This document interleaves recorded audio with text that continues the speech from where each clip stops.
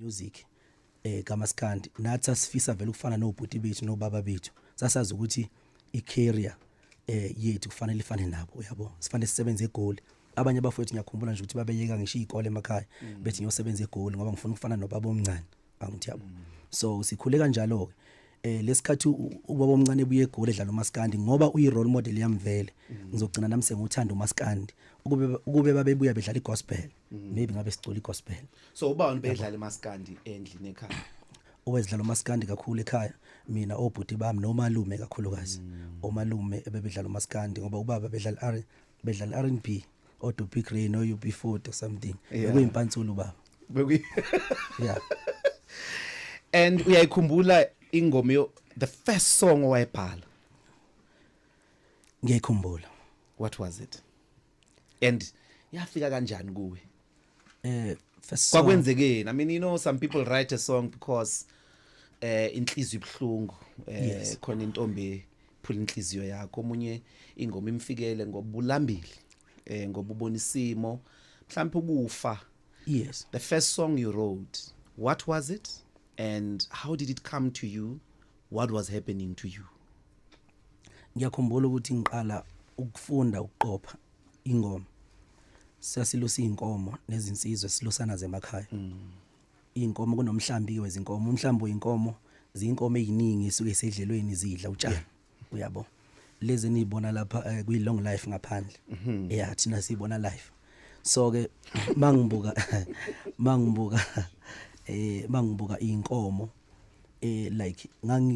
ngakungifikela njoba ngisho ngithi lento ifika njengesithunywa kwakungifikela ukuthi ucrowd lezi inkomo so mangiqala ngihlabelela inkomo ngiyithatha njengo crowd mazidla utshani ziphakamisa amakhanda zithi awuthi yabona ngihlabelela nje ngicabanga ukuthi ingoma ezikhona emakhaya ezicula makuthiwa kunemgidi ekhona ngaqala lapho ukujwayela ukucula nani ukuthi ivoice iphume nokuthi ngibe ngazi nama note kwaya ngagcina ngacula ucothoza because endaweni yangakithi ayikasilam esigodini yabo bekunocothoza kakhulu ubudominator hayi ingoma ukusina I see so ke ngacula ucothoza wana kwangifundisa ke ukucula ukuthi khona uAlito noTena yabo uAlito nesoplani ngifunde lapho ngifunde kanjalo lento le so ngafunda lapho ukucula ukuthi mawungena e-studio uyakwazi ukuthi ube nama note ushone phansi ushone phezulu bese phethu masubheka bese ushaya uAlito noTena ngangazi kanjalo kubizwa kanjalo ukucothoza ushaya epho and which one is your main bengishaya uAlito mina lo ivoice encane then ke uTena ngofundise ngikhona lapha kuMaskandi asiye kule ngoma yokuqala wayibhala yayithi ingoma yokuqala engayibhala yayithi ngiyayishela intombi yangilwisa ibalekela odakini angithi nemakhaya sishele emfuleni mawusuka nje lapha eGoli ufike emakhaya ugqoke imbadada zakho uthatha ubrand wakho ufala because emakhaya siwela imfula mayoshela so awukwazi ukuhamba nebrand hood yakho uwela umfula uzofika umanzi entombini ungemuhle impahla sibamba kanje uwela umfula then ufuna ukufika umuhle entombini ukuze kubone ukuze ichazeke ikuthande uma ke usufika entombini ayikho lento leyenzeka manje ukuthi intombi mawuthi hey siswami yabo bese responda fast intombi mayikuthanda ikhombisa ukuthi yenza izinto ezibhlungu kuwena ikutest ukuthi uyithanda ngempela yini so ikuthela ngamanzi ibhakede lamanzi yabona imbiza yamanzi ekhanda ivele ikuthele ngayo amanzi uswenkile noma mawuthi yasondela ufuna ukuyibamba ngoba uyashela phela ibanjwa la isithweni intombi mawushela wezothi ngabaleki ivele iyongena odakeni noma ingene emfuleni ime phakathi nomfula